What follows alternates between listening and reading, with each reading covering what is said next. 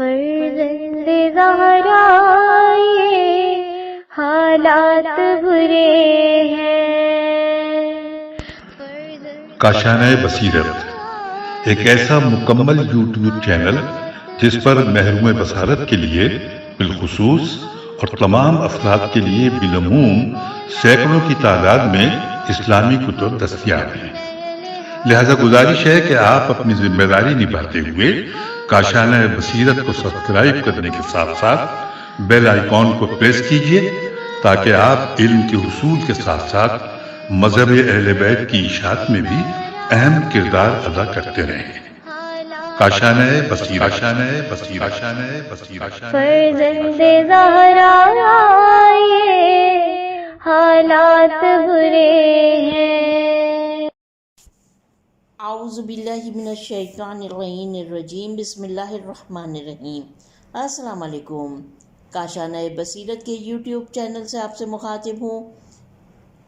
ہم پڑھ رہے ہیں کتاب کلام امیر المومنین علیہ السلام، شرح نہج البلاغہ۔ اس کی 6 جلد کا مطالعہ جاری ہے اور اس کو پڑھتے ہوئے ہم خطبہ نمبر 161 پر پہنچ چکے ہیں اور پیج نمبر ہے 229۔ آئیے شروع کرتے ہیں۔ وَمِن کلام اللہ علیہ السلام فی صفات النبی و اہل بیتہ و اتباع دینہ و فیہا یعظ بالتقوی۔ امام اس خطبے میں پیغمبر اکرم صلی اللہ علیہ وسلم اور آپ کے اہل بیت علیہ السلام اور آپ کے دین کے پیروکاروں کے فضائل کے بارے میں گفتگو فرماتے ہیں اور ضمنی طور پر لوگوں کو تقوی کی جانب بلاتے ہیں۔ پہلے ہم پڑھتے ہیں خطبے کی سند۔ خطبے کی سند ہے ظاہراً اس خطبے کے لیے نہج البلاغہ کے علاوہ کوئی دوسری سند دستیاب نہیں ہے اور مصادر نہج البلاغہ کے مصنف کو بھی نیز کوئی ماخذ نہیں ملا، لیکن سید رضی رحمۃ اللہ علیہ کے بعد کے علماء جیسے علامہ مجلسی وغیرہ نے اسے نہج البلاغہ سے نقل کیا ہے، اور ہم بھی کمپیوٹر کے ذریعے جستجو کے باوجود اس خطبے کے سید رضی رحمۃ اللہ علیہ سے پہلے کے مزید ماخذ حاصل نہیں کر پائے۔ خطبہ ایک نگاہ میں۔ یہ خطبہ 3 حصوں پر مشتمل ہے۔ پہلا حصہ، اس میں امیر المومنین علی علیہ السلام پیغمبر اکرم صلی اللہ علیہ وسلم کی بعثت اور آپ کے اہل بیت علیہ السلام کی بلند و اعلیٰ صفات کی جانب اشارہ فرماتے ہیں اور حق کے ظہور اور باطل کی رخصتی کو آپ کی دعوت کے اثرات کے طور پر یاد کرتے ہیں، اور آخر میں نتیجے کے طور پر اسلام کی عدم قبولیت کو دنیا و آخرت میں بدبختی کا سبب گردانتے ہیں۔ دوسرا حصہ، اس میں امام خدا پر توکل اور اس کی ہدایت کی درخواست سے متعلق گفتگو کرتے ہیں۔ تیسرا حصہ، اس میں امام ایک تفصیلی بیان کے ہمراہ لوگوں کو تقوی اور اطاعت فرمان الہی کی وصیت کرتے ہیں اور دنیا سے ہوشیار کرتے ہیں، اور سبق آموز اور جامع تعبیرات کے ذریعے دنیا میں رونما ہونے والی تبدیلیوں اور اکھاڑ پچھاڑ سے عبرت پکڑنے پر زور دیتے ہیں۔ پہلا حصہ شروع ہو رہا ہے ابتعاثہ بالنور الموضی والبرہان الجلی، اور ختم ہو رہا ہے جنت القاصدۃ الی محل رغبتہ، جس کا ترجمہ یہ ہے، پہلے حصے کا ترجمہ یہ ہے، لکھتے ہیں اللہ نے اپنے رسول کو ضیاء پاش نور، روشن دلیل، کھلی ہوئی راہ شریعت اور ہدایت دینے والی کتاب کے ساتھ بھیجا۔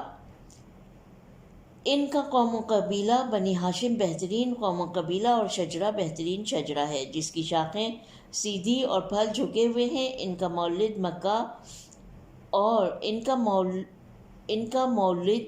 مکہ اور ہجرت کا مقام مدینہ ہے، جہاں آپ کے نام کا بول بالا ہوا اور آپ کی آواز 4 سو پھیلی۔ اللہ نے آپ کو مکمل دلیل، شفا بخش نصیحت اور پہلی جہالتوں کی تلافی کرنے والا پیغام دے کر بھیجا، اور آپ کے ذریعے سے شریعت کی نامعلوم راہیں آشکارا کی اور غلط سلط بدعتوں کا قمع کیا، اور قرآن و سنت میں بیان کیے ہوئے احکام واضح کیے۔ تو اب جو شخص بھی اسلام کے علاوہ کوئی اور دین چاہے تو اس کی بدبختی مسلم، اس کا شیرازہ درہم برہم اور اس کا منہ کے بل گرنا سخت اور ناگزیر ہوگا، اور انجام طویل حزن اور مہلک عذاب ہے۔ میں اللہ پر بھروسہ رکھتا ہوں، ایسا بھروسہ کہ جس میں ہمتاً اس کی طرف توجہ ہے، اور ایسے راستے کی ہدایت چاہتا ہوں کہ جو اس کی جنت تک پہنچانے والا اور منزل مقصود کی طرف بڑھنے والا ہے۔ شرح و تفسیر۔ پیغمبر اکرم کے دیگر اوصاف۔ امام عالی مقام خطبے کے آغاز میں پیغمبر اکرم اور ان کے لائے ہوئے آئین کا تعارف کراتے ہوئے فرماتے ہیں۔ ترجمہ۔ اللہ نے اپنے رسول کو ضیاءپاش، روشن دلیل، کھلی ہوئی راہ شریعت اور ہدایت دینے والی کتاب کے ساتھ بھیجا۔ النور المضیء سے مراد نور نبوت ہے کہ جس نے ہر جگہ کو روشن کر دیا، اور البرہان الجلی کا اشارہ آپ کے آشکار معجزات کی جانب ہے۔ المنہاج البادی کا لفظ آپ کی واضح شریعت کو بیان کرتا ہے، اور الکتاب الہادی قرآن ہے جو کہ قیامت تک آنے والے تمام انسانوں کی ہدایت کرنے والی کتاب ہے۔ نہج البلاغہ کے بعض شارحین ان 4 جملوں سے قرآن مراد لیتے ہیں، جس کی جانب امام نے مختلف زاویوں سے نظر ڈالی، لیکن ان کی تفصیل میں جو ہم نے کہا ان میں سے ہر ایک چیز کی جانب اشارہ ہے زیادہ مناسب معلوم ہوتا ہے، اور نہج البلاغہ کے شارحین کے ایک گروہ نے بھی ہماری اس بات کو تسلیم کیا ہے۔ بہرحال امام کا کلام اس جانب اشارہ ہے کہ پیغمبر اکرم کی دعوت کے 4 ارکان ہر لحاظ سے کامل اور قوی ہیں، اور ان کا سرچشمہ نور وحی تھا، اور مختلف معجزات اس کی دلیل اور برہان تھے، اور قرآن جیسی ہدایت کرنے والی کتاب ان براہین اور دلائل کو بیان کرنے والی ہے، اور اس کے قوانین اور واضح احکامات جچے تلے اور حکمت پر مبنی تھے۔ اس کے بعد امام 8 مختصر جملوں میں پیغمبر اکرم کا تعارف کرواتے ہوئے فرماتے ہیں۔ ان کا قوم و قبیلہ بنی ہاشم بہترین قوم و قبیلہ اور شجرہ بہترین شجرہ ہے، جس کی شاخیں سیدھی اور پھل جھکے ہوئے ہیں۔ ان کا مولد مکہ اور ہجرت کا مقام مدینہ ہے، جہاں سے آپ کے نام کا بول بالا ہوا اور آپ کی آواز 4 سو پھیلی۔ متحدیلاتن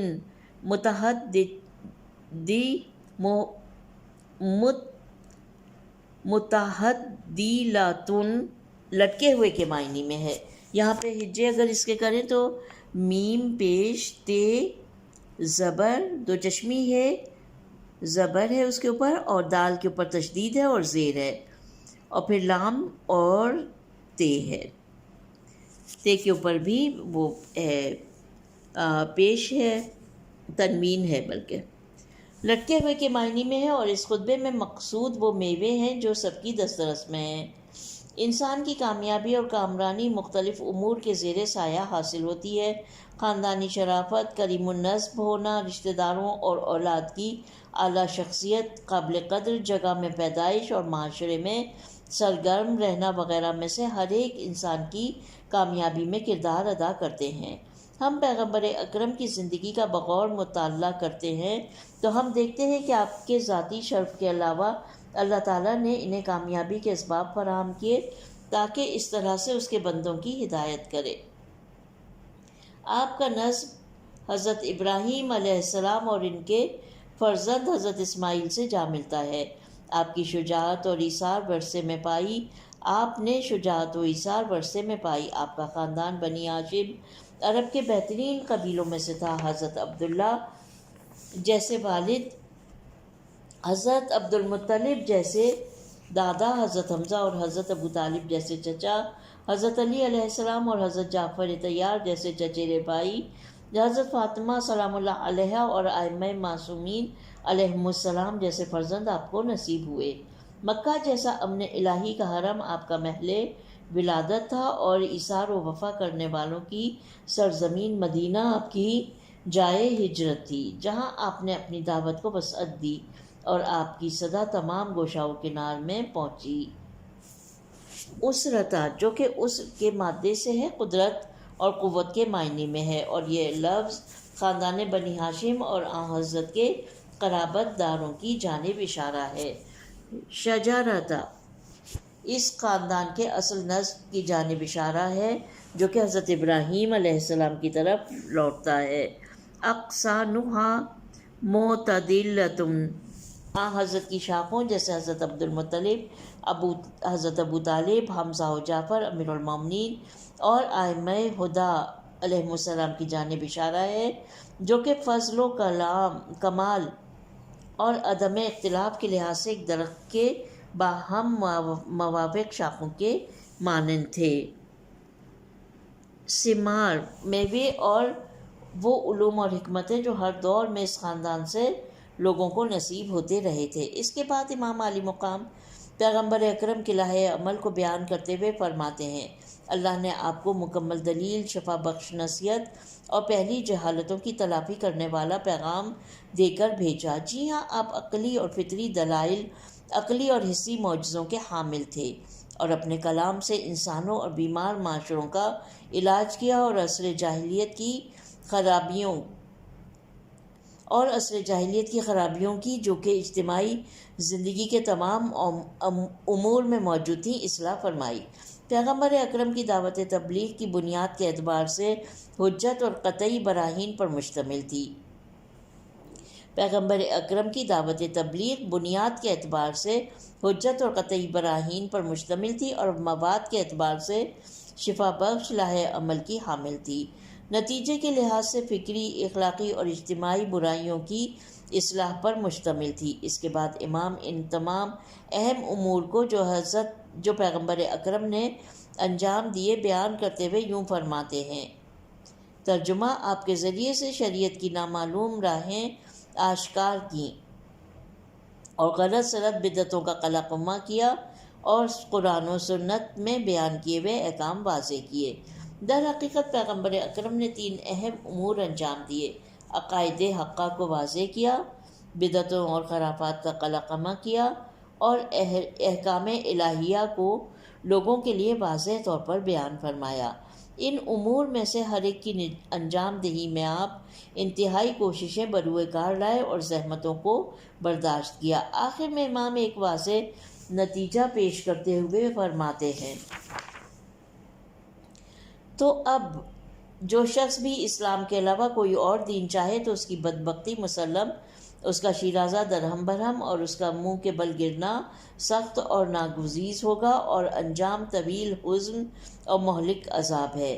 واضح ہے کہ وہ آئین جس کا لانے والا اعلیٰ صفات کا حامل ہو اور خود وہ آئین بھی جو ہر لحاظ سے جامع، کامل اور تخلیقی ہو، اس کی مخالفت کا نتیجہ بدبختی، گمراہی اور ہلاکت ہے۔ اس عبارت سے بخوبی واضح ہوتا ہے کہ یہ جو بعض لوگ اسلامی ماحول میں مغربی مصنفین کی تقلید میں گمراہ کن نعرے لگاتے ہیں اور کسی بھی دین کی پیروی کو کافی سمجھتے ہیں، اور انہوں نے صوفیہ کے تمام مذاہب برحق ہیں کے نظریے کو زندہ کر دیا، جبکہ یہ ایک ایسی چیز ہے جو نہ تو قرآن کے ساتھ موافق ہے اور نہ ہی حضرت امام علی علیہ السلام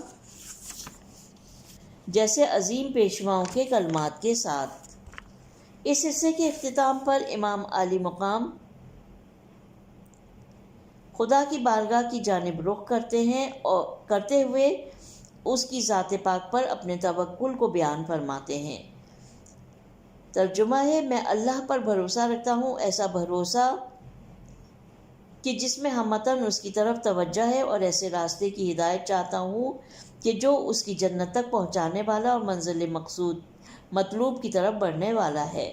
ممکن ہے کہ اس تعبیر کا اشارہ اس جانب ہو کہ انسان کی سعادت و خوشبختی کا سامان پیغمبر اکرم کی ذات پاک اور آپ کے آئین کے توسط سے ہو گیا ہے، اور اس سلسلے میں جو کمی رہ جاتی ہے وہ اس راستے پر قدم بڑھانا ہے جو کہ خدا کی ذات پر توکل کرنے اور اس سے ہدایت کا تقاضا کرنے سے میسر ہو جائے گی۔ اسی لیے امام اس حصے کے اختتام پر خدا پر توکل کا اظہار کرتے ہیں اور اس نورانی راستے کو طے کرنے کے سلسلے میں اس سے مدد طلب کرتے ہیں۔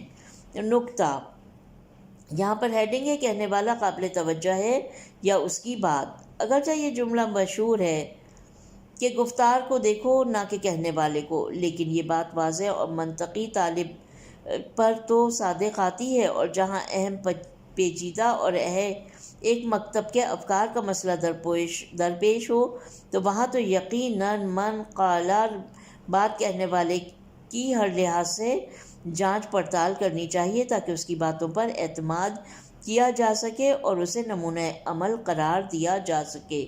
اسی لیے قرآن میں متعدد مقامات پر پیغمبر اکرم کا تعارف کرایا گیا اور ان کی اعلیٰ ترین صفات کو گنوایا گیا تاکہ وہ اپنے آئین کی جانب لوگوں کو راغب کر سکیں۔ چنانچہ ارشاد ہوا، ترجمہ ہے آیت کا، لوگو تم ہی میں سے ہمارا ایک رسول تمہارے پاس آ چکا جس کی شفقت کی یہ حالت ہے کہ اس پر شاق ہے کہ تم تکلیف اٹھاؤ اور اس سے تمہاری بہبودی کا ہوکا ہے، وہ ایمانداروں پر حد درجہ شفیق اور مہربان ہے۔ سورہ توبہ کی آیت نمبر 128۔ اسی طرح ایک دوسرے مقام پر ارشاد ہوتا ہے جو کہ سورہ اعراف کی آیت نمبر 157 ہے، جس کا ترجمہ یہ ہے، جو لوگ ہمارے نبی امی کے قدم بقدم چلتے ہیں، نبی امی کے قدم بقدم چلتے ہیں، جس کی بشارت کو اپنے ہاں توریت اور انجیل میں لکھا ہوا پاتے ہیں، اور وہ نبی جو اچھے کام کا حکم دیتا ہے اور برے کام سے روکتا ہے، اور جو پاک و پاکیزہ چیزیں ان پر حلال اور ناپاک گندی چیزیں ان پر حرام کر دیتا ہے۔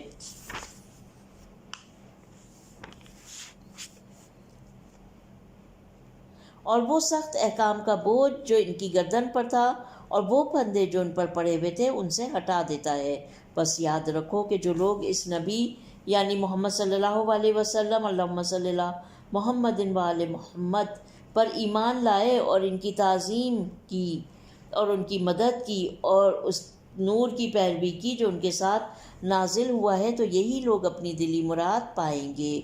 اسی بنا پر امام اس خطبے میں سب سے پہلے پیغمبر اکرم کا ان کے حسب و نسب، خاندان اور وراثت اور ان کے اعلیٰ ترین انسانی اوصاف کے لحاظ سے تعارف کراتے ہیں۔ اس کے بعد ان کے پاک آئین کا مختلف پہلوؤں سے تعارف کراتے ہیں تاکہ اسلام کی نسبت لوگوں کا مکمل اعتماد حاصل کر پائیں اور بہانے تراشنے والوں کے بہانوں کا قلع قمع کر دیں۔ یہاں پر خطبہ نمبر 161 کا پہلا حصہ ختم ہو جاتا ہے اور دوسرا حصہ شروع ہو رہا ہے، جو کہ کچھ اس طرح سے شروع ہوتا ہے، اوصیکم عباد اللہ بتقوی اللہ، اور ختم ہو رہا ہے حدود والسبیل قصد۔ ترجمہ ہے، اللہ کے بندو، میں تمہیں اللہ سے ڈرنے اور اس کی اطاعت کرنے کی وصیت کرتا ہوں، کیونکہ تقوی ہی روز قیامت نجات کا وسیلہ اور دائمی نجات ہے۔ اس نے اپنے عذاب سے ڈرایا تو سب کو خبردار کر دیا اور جنت کی رغبت دلائی تو اس میں کوئی کسر نہیں چھوڑی۔ دنیا اور اس کے فنا و زوال اور اس کے پلٹ جانے کو کھول کر بیان کیا۔ جو چیزیں اس دنیا سے تمہیں بھلی معلوم ہوتی ہیں ان سے پہلو بچائے رکھو، کیونکہ ان میں سے ساتھ جانے والی بہت ہی تھوڑی ہیں۔ دنیا کی منزل اللہ کی ناراضگیوں سے قریب اور اس کی رضامندیوں سے دور ہے۔ اللہ کے بندو، اس دنیا کی فکروں اور اس کے دھندوں سے آنکھیں بند کر لو، اس لیے کہ تمہیں یقین ہے کہ آخر یہ جدا ہو جانے والی ہے اور اس کے حالات پلٹا کھانے والے ہیں۔ اس دنیا سے اس طرح خوف کھاؤ جس طرح کوئی ڈرنے والا اور اپنے نفس کا خیرخواہ اور جان فشانی کے ساتھ کوشش کرنے والا ڈرتا ہے۔ تم نے اپنے پہلے لوگوں کے پچھاڑے جانے کی جگہیں دیکھی ہیں اور ان سے عبرت حاصل کرو کہ ان کے جوڑ بند الگ الگ ہو گئے، نہ ان کی آنکھیں رہیں اور نہ کان، ان کا شرف و وقار مٹ گیا، ان کی مسرتیں اور نعمتیں جاتی رہیں اور بال بچوں کے قرب کی بجائے ان سے علیحدگی اور بیویوں سے ہم نشینی کی بجائے ان سے جدائی ہو گئی۔ اپنا وہ فخر کرتے ہیں اور نہ ان کی اولاد ہوتی ہے، نہ ایک دوسرے سے ملتے ملاتے ہیں اور نہ آپس میں ایک دوسرے سے گفتگو کرتے ہیں۔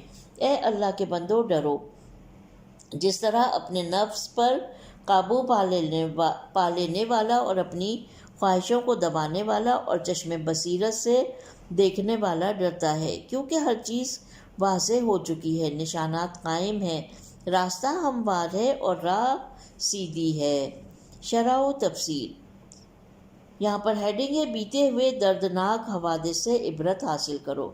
امام خطبے کے اس حصے میں جوڑنے والی جامع نصیحتیں فرماتے ہیں اور پھر سابقہ حصوں میں اپنے مخاطبین کے وجود میں ایمان کی جڑوں کی تقویت کے بعد اس حصے میں عملی پہلوؤں کی جانب توجہات مبذول کراتے ہیں، کیونکہ عمل ایمان کے درخت کا پھل ہے۔ آپ فرماتے ہیں، اللہ کے بندو، میں تمہیں اللہ سے ڈرنے اور اس کی اطاعت کرنے کی وصیت کرتا ہوں،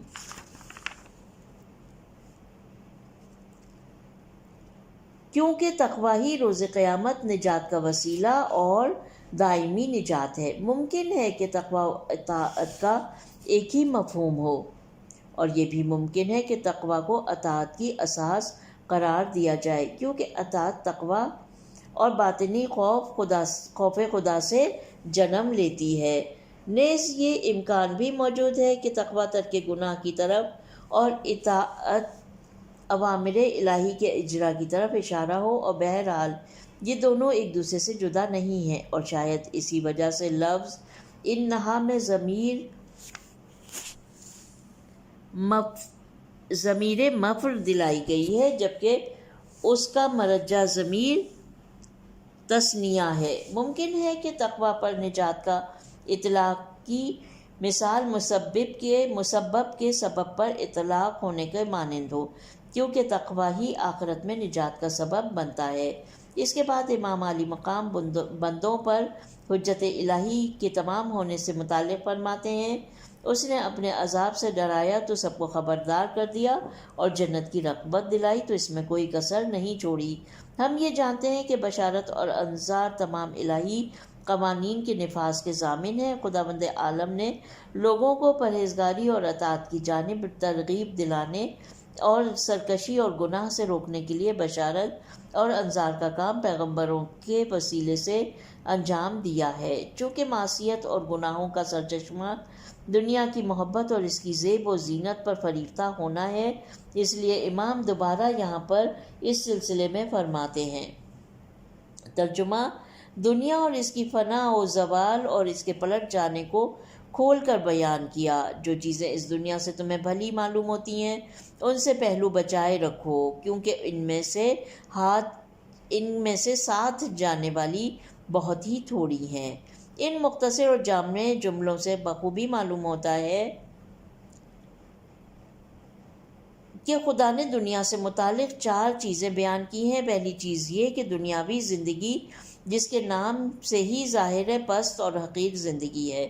دوسری یہ کہ یہ دنیا پائیدار نہیں ہے اور ایک روز تمام کائنات کے فنا ہونے کے ساتھ اس کا بھی خاتمہ ہو جائے گا۔ اور تیسری یہ کہ جس وقت انسان دنیاوی نعمتوں سے بہرہ مند ہوتا ہے اسی لمحے ان نعمتوں کی تدریجی طور پر زوال کا بھی اس سے سامنا ہوتا ہے۔ اس کی جسمانی قوتیں دھیرے دھیرے جواب دینے لگتی ہیں اور ان کی جگہ کمزوری لے لیتی ہے، سلامتی خطرے میں پڑ جاتی ہے، دوست اور اعزاء یکے بعد دیگرے خاک کے نقاب میں چہرے چھپا لیتے ہیں۔ اور چوتھی یہ کہ دنیا پیوستہ ایک گروہ سے دوسرے گروہ کو منتقل ہوتی رہتی ہے۔ قرآن کریم میں ارشاد ہوتا ہے، سورہ مبارکہ حدید کی آیت نمبر 20، جس کا ترجمہ یہ ہے کہ جان رکھو کہ دنیاوی زندگی محض کھیل اور تماشا اور ظاہری زینت اور آرائش، آپس میں ایک دوسرے پر فخر کرنا اور مال و دولت کی ایک دوسرے سے زیادہ خواہش ہے۔ دنیاوی زندگی کی مثال تو بارش کی مثال ہے، جس کی وجہ سے کسانوں کی کھیتی لہلہاتی اور ان کو خشک کر دیتی ہے، پھر سوکھ جاتی ہے تو اس کو دیکھتا ہے کہ زرد ہو جاتی ہے، پھر چور چور ہو جاتی ہے۔ اور آخرت میں کفار کے لیے سخت عذاب ہے اور مومنوں کے لیے خدا کی طرف سے بخشش اور خوشنودی، اور دنیاوی زندگی تو بس فریب کا ساز و سامان ہے۔ اس آیت میں دنیا کے بے وقت ہونے اور اسی طرح اس کے زوال پذیر ہونے کو ایک روشن مثال کے ذریعے بیان کیا گیا ہے۔ جس طرح اس کی ایک گروہ سے دوسرے گروہ کو منتقلی کو اس آیت میں بیان کیا گیا ہے۔ ہم شکست اور کامیابی کے ان دنوں کو لوگوں میں الٹ پھیر کرتے رہتے ہیں۔ یہ سورہ آل عمران کی آیت نمبر 140 کا ترجمہ تھا۔ سلسلہ کلام کو آگے بڑھاتے ہوئے امام دنیا کے بارے میں فرماتے ہیں، دنیا کی منزل اللہ کی ناراضگیوں سے قریب اور اس کی رضامندیوں سے دور ہے۔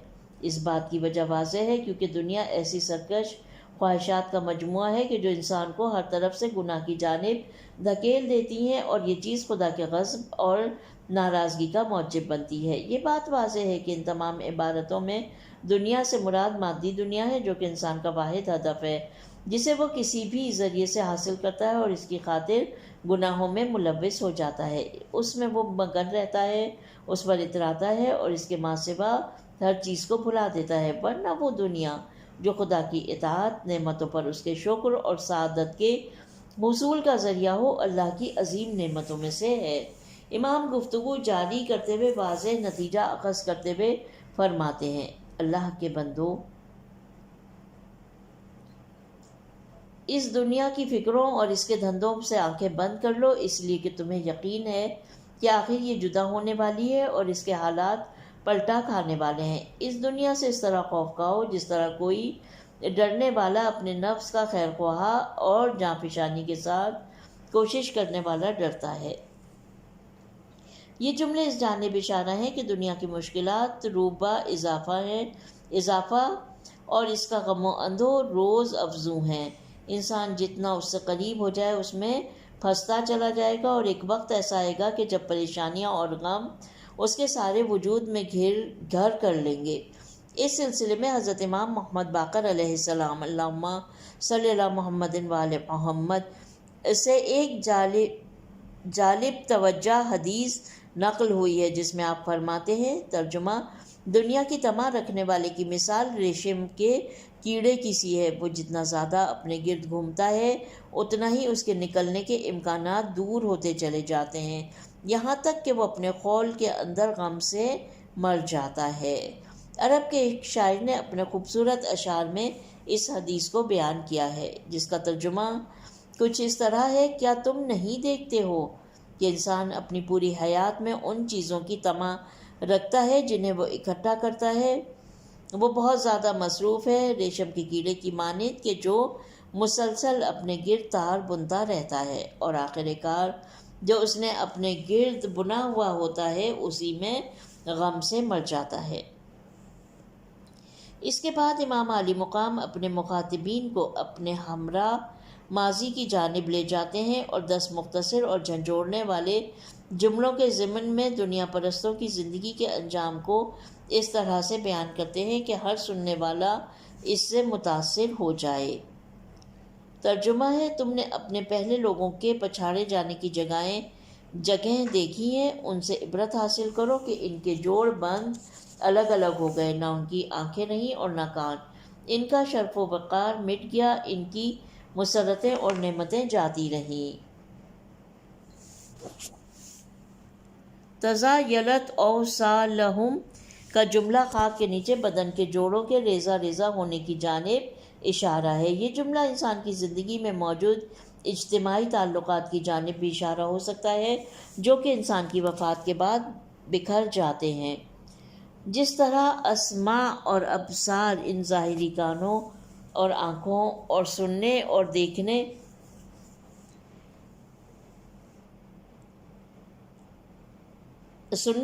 کی قوت کی جانب اشارہ ہے، لیکن کسی فرد کے ان کے گماشتہ افراد کو بھی شامل ہو سکتے ہیں جو دنیا کے گوش و کنار کی خبریں اور معلومات سنتے دیکھتے ہیں اور اس تک پہنچاتے ہیں۔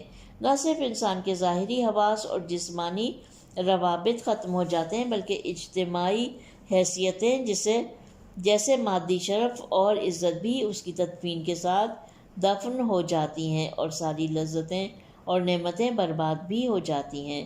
اس کے بعد امام گفتگو کو جاری رکھتے ہوئے ایک اور نعمت کی جس سے انسان اپنی موت کے ساتھ ہی ہاتھ دھو بیٹھتا ہے،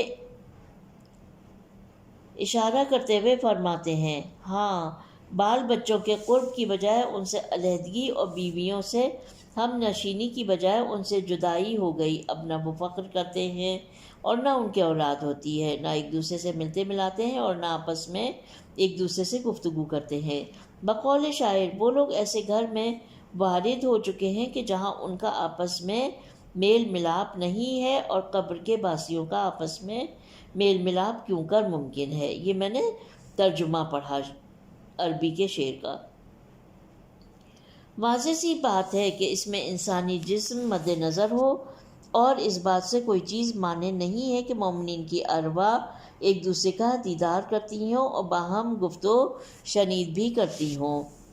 امام علی مقام خطبے کے اختتام پر آخری نتیجہ اخذ کرتے ہوئے سب کو تنبیہ کرتے ہوئے فرماتے ہیں، اے اللہ کے بندو، ڈرو جس طرح اپنے نفس پر قابو پا لینے والا اور اپنی خواہشوں کو دبانے والا اور چشمے بصیرت سے دیکھنے والا ڈرتا ہے، کیونکہ ہر چیز واضح ہو چکی ہے، نشانات قائم ہیں، راستہ ہموار ہے اور راہ سیدھی ہے۔